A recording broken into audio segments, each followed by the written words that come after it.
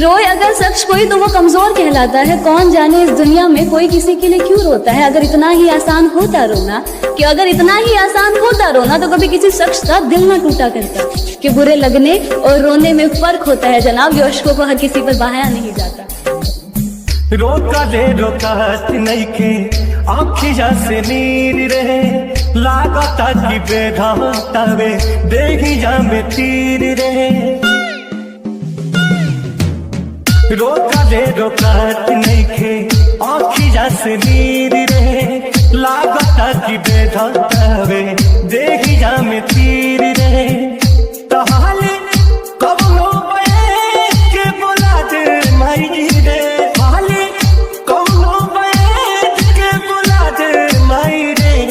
बिना जान के जियल नाही जाई हमके, सुइया जहर के लगवा दे माई रे।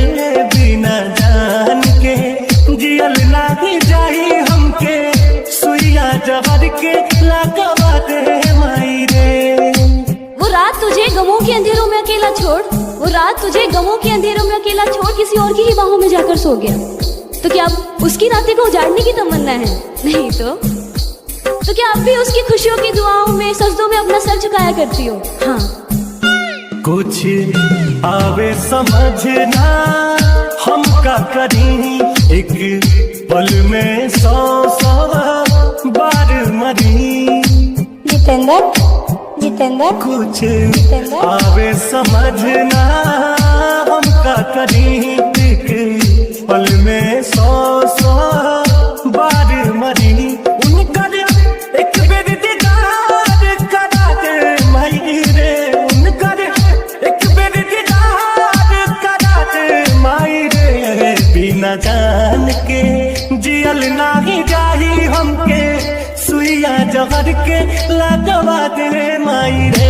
बिना जान के जियल नाही जाही हमके, सुइया जहर के लगवा दे माई रे। गुजरो जब भी तुम इन आंखों के सामने से, ये नजरें तुम पर ही आके रुक जाना। तुम्हारा मुझे देखकर बस मुस्कुरा जाने से मानो मेरा दिल का था बन जाना। तुम्हारे चेहरे की उदासी देखकर मेरा दिल का तुमसे बात करने के लिए तड़पना। अब सहल न दर्द सहाला हो, बिन कुंदन जियल नहीं जाला हो।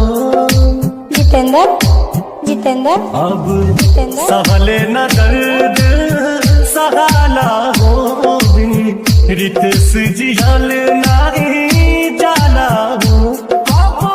जहाँ की नई सन सुता दे माई रे, जहाँ की नई सन सुता दे माई रे। बिना जान के जियल नहीं जाई हमके, सुइया जहर के लगवा दे माई रे।